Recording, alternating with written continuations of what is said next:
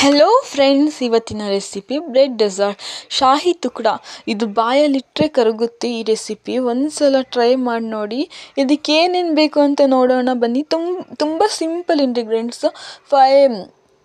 Five bread slice ತೊಗೊಂಡಿದ್ದೀನಿ, 150 gram ತುಪ್ಪ ತೊಗೊಂಡಿದ್ದೀನಿ, 1/4 ಲೀಟರ್ಗಿಂತ ಸ್ವಲ್ಪ ಜಾಸ್ತಿ ಹಾಲು ತೊಗೊಂಡಿದ್ದೀನಿ, ಸ್ವಲ್ಪ ಬಾದಾಮಿ ಈ ಥರ ಸಣ್ಣ ಕಟ್ ಮಾಡ್ಕೊಂಡಿದ್ದೀನಿ, ದ್ರಾಕ್ಷಿ ಗೋಡಂಬಿ ತೊಗೊಂಡಿದ್ದೀನಿ ಕಟ್ ಮಾಡ್ಕೊಂಡು, ಮಿಲ್ಕ್ ಮೇಡ್ ಮತ್ತು ಎಲ್ಲೋ ಲೆಮನ್ ಕಲರ್ ಫುಡ್ ಕಲರ್ ತೊಗೊಂಡಿದ್ದೀನಿ, 2 ಟೀ ಸ್ಪೂನು ಕಸ್ಟರ್ಡ್ ಪೌಡರ್ ತೊಗೊಂಡಿದ್ದೀನಿ, 200 ಗ್ರಾಮ್ ಸಕ್ಕರೆ ತೊಗೊಂಡಿದ್ದೀನಿ.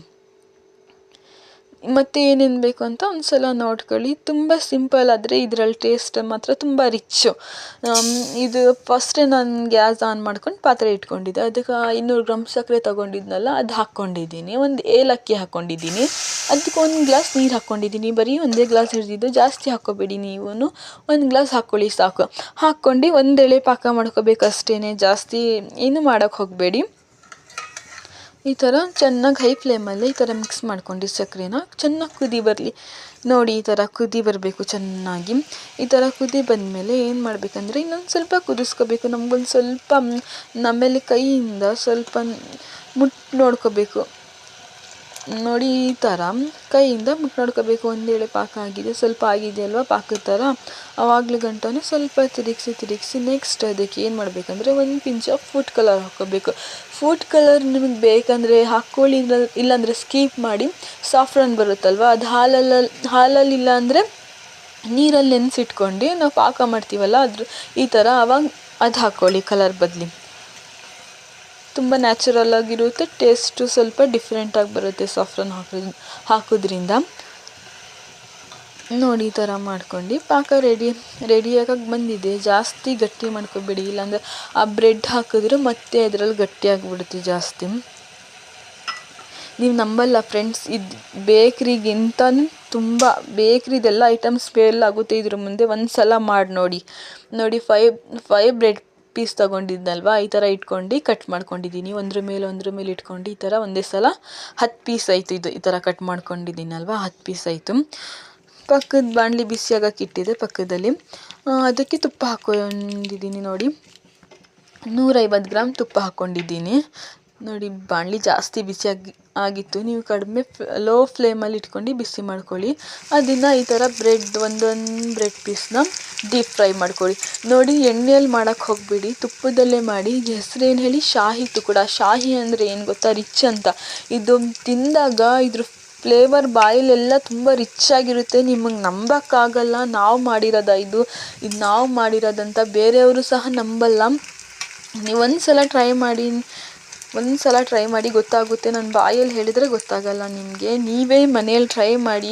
ನಿಮ್ಮ ಹಸ್ಬೆಂಡ್ ಇದ್ದಾಗ, ಮಕ್ಕಳು ಇದ್ದಾಗ, ಸಂಡೇ ಕಾಮನ್ ಎಲ್ಲರೂ ಮನೆಯಲ್ಲೇ ಇರ್ತಾರೆ, ಹಸ್ಬೆಂಡ್ ಮಕ್ಕಳೆಲ್ಲ. ಅವಾಗ ಮಾಡಿಕೊಡಿ. ಯಾರಾದರೂ ಫ್ರೆಂಡ್ಸ್ ಬಂದಾಗ, ಯಾರಾದರೂ ನೆಂಟರು ಬಂದಾಗ ಈ ಥರ ಮಾಡಿಕೊಡಿ. ನಾನು ಈ ಥರನೇ ಎಲ್ಲ ಡೀಪ್ ಫ್ರೈ ಮಾಡ್ಕೊತಿದ್ದೀನಿ ನೋಡಿ. ತುಪ್ಪ ಬೇಗ ಕುಡಿಯುತ್ತೆ ಬ್ರೆಡ್, ಆದರೆ ಅದ್ರ ಟೇಸ್ಟ್ ಅಷ್ಟೇ ಬರುತ್ತೆ.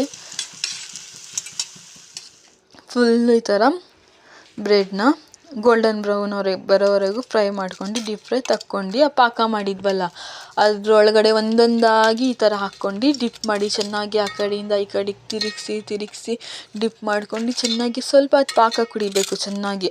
ಅವಾಗಲೂ ಗಂಟು ಆ ಕಡೆ ಈ ಕಡೆ ತಿರುಗಿಸ್ಕೊಂಡು ಚೆನ್ನಾಗಿ ಪಾಕನ ಕುಡಿಸಿ. ಆ ಬ್ರೆಡ್ ಪೀಸನ್ನ ಚೆನ್ನಾಗಿ ಅದು ಪಾಕ ಕುಡಿಯುತ್ತಲ್ವ, ಆವಾಗ ಏನು ಮಾಡಿ ಅಂದರೆ ಫುಲ್ ನೋಡಿ ಕುಡಿದಿದ್ದೆ. ಅದನ್ನ ಒಂದೊಂದಾಗಿ ನಾನು ಪ್ಲೇಟಲ್ಲಿ ತಕ್ಕೊತಿದ್ದೀನಿ. ಪ್ಲೇಟಲ್ಲಿ ಹೇಗಿಡಬೇಕು ಗೊತ್ತಾ ನೋಡಿ, ಈ ಥರ ಒಂದೊಂದಾಗಿ ಇಟ್ಕೊಂಡು ಹೋಗಬೇಕು. ಒಂದ್ರ ಮೇಲೆ ಈ ಥರ ಮಲಗಿಸಿ ಇಟ್ಕೋಬೇಕು. ನಿಜ ಫ್ರೆಂಡ್ಸ್, ನಾನು ಹೇಳಿದರೆ ಮಾತ್ರ ಗೊತ್ತಾಗಲ್ಲ. ಒಂದು ಸಲ ಅಂತೂ ಟ್ರೈ ಮಾಡಿ ನೋಡಿ. ಈ ಥರ ಇಟ್ಕೊಂಡು ನೆಕ್ಸ್ಟು ಹಾಲು ತೊಗೊಂಡಿದ್ವಲ್ಲ ನೋಡಿ, ಗಟ್ಟಿ ಹಾಲಿದು, ನೀರು ಹಾಕ್ಕೊಂಡಿಲ್ಲ.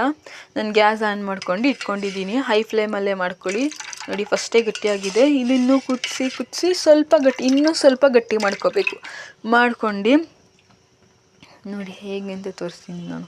ಇದು ರಬ್ಡಿ ಥರ ಬರಬೇಕು. ರಬ್ಡಿ ಸ್ಪೀಡ್ ಬರುತ್ತೆ ನೋಡಿ, ಆ ಥರ ಬರಬೇಕು.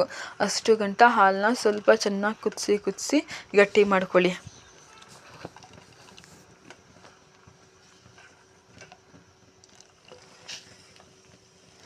ನೀವು ಮಾಡಿಕೊಟ್ಟಿದ್ದ ಟೇಸ್ಟ್ನ ಯಾರೂ ಮರೆಯೋಕ್ಕಾಗಲ್ಲ, ಅಷ್ಟೊಂದು ಚೆನ್ನಾಗಾಗುತ್ತೆ ಇದು.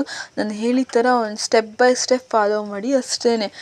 ನೋಡಿ ಅದ್ರ ಕಮಾಲ್ ನೋಡಿ ನೀವೇ ಹೆಂಗಾಗುತ್ತೆ ಅಂತ.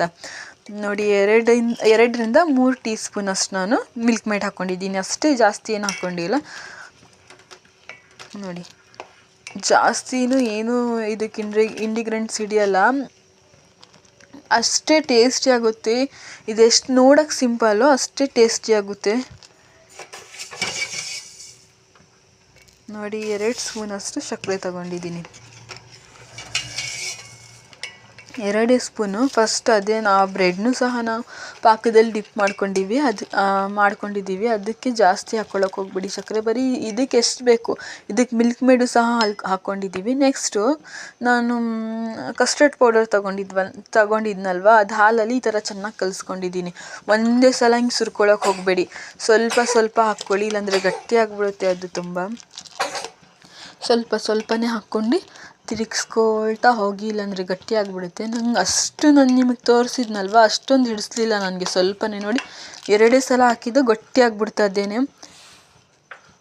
ಒಂದೇ ಸಲ ಹಾಕ್ಕೊಂಡ್ರೂ ಗಂಟು ಆಗಿಬಿಡುತ್ತೆ, ಆಮೇಲೆ ಗಟ್ಟಿನೂ ಆಗಿಬಿಡುತ್ತೆ. ಆ ಥರ ಅಂತೂ ಮಾಡೋಕ್ಕೆ ಹೋಗಬೇಡಿ. ಸ್ವಲ್ಪ ಗೋಡಂಬಿ ಹಾಕ್ಕೊಂಡೆ, ದ್ರಾಕ್ಷಿ ಹಾಕ್ಕೊಂಡೆ, ಸ್ವಲ್ಪನೇ ಹಾಕ್ಕೊಂಡಿರೋದು, ಇನ್ನೊಂದು ಸ್ವಲ್ಪ ಇಟ್ಕೊಂಡಿದ್ದೀನಿ.